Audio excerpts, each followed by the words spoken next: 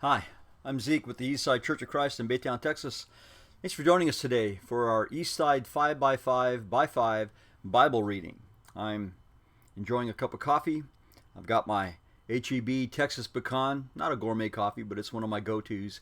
And I'm in my go-to book, the Bible, in one of my go-to Gospels, the Gospel of Luke. We're going to be taking a look this week at Luke chapters 7 through 11 for the week of March 21st through the 27th, 2011. Well, let's talk about some of the things that Luke records for us. Luke 7 continues with chapter 6's sub-theme of Jesus as Lord. He had declared himself Lord of the Sabbath in chapter 6, verse 5. And in verse 46, he asked the question, "Why do you call me Lord, Lord, if you don't do what I say?" So he does this by relating his power over disease and his authority in teaching. He heals a centurion's servant, then he raises the son, the only son of a poor widow. And in a beautifully touching passage, it says that Jesus gave him back to his mother in verse 15 of chapter 7. I love that passage. Jesus reassures the imprisoned John the Baptist about his identity, and he reaffirms the prominence of John in God's plan. Later, Jesus dines with a Pharisee and pronounces a woman that the Pharisee is looking down on as a sinner. He pronounces her sins forgiven. In Luke chapter 8, Luke relates the support that Jesus was receiving from various women, which is a subtle implication of Jesus' positive effect on women in a very male-dominated society. He offers parables and explanations of those parables. He stills a stormy sea. He delivers a man tormented by multiple demons, and he performs miracles of healing to two daughters, one from a lengthy disease and the other from death itself. In Luke chapter 9, Jesus sends the 12 disciples out on a preaching tour and also endows them with the power to perform healing.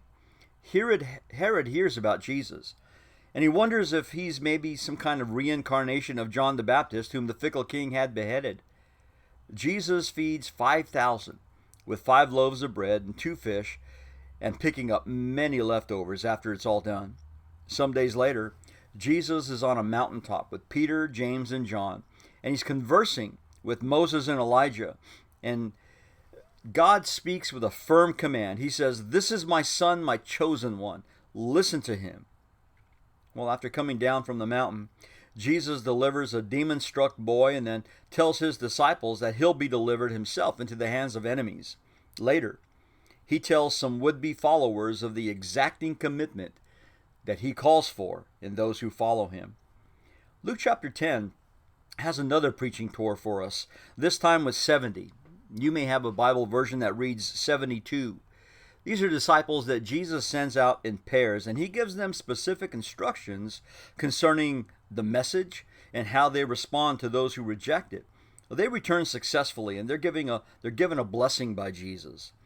A lawyer comes up to Jesus, asks him an important question, and Jesus gives him a truthful but a hard for him to hear answer. He does it in the form of that famous parable of the Good Samaritan. Chapter 10 concludes with a visit by Jesus to the home of his friends, Mary and Martha. That little scene is recorded only in Luke's Gospel. Finally, this week, Luke 11 has Jesus teaching his disciples a well-known prayer, followed up by more teaching, emphasizing the need to not only pray, but he also offers along with it encouragement to pray. There are some confrontations with the religious leadership, as there usually is, and Jesus pronounces on them a series of woes and indicates that they're hypocrites. Well, there's a lot to digest in this week's reading of Luke chapter 7 through 11, and I'm sure you'll discover a whole lot more than what we talked about in this short video. Happy reading. God bless you.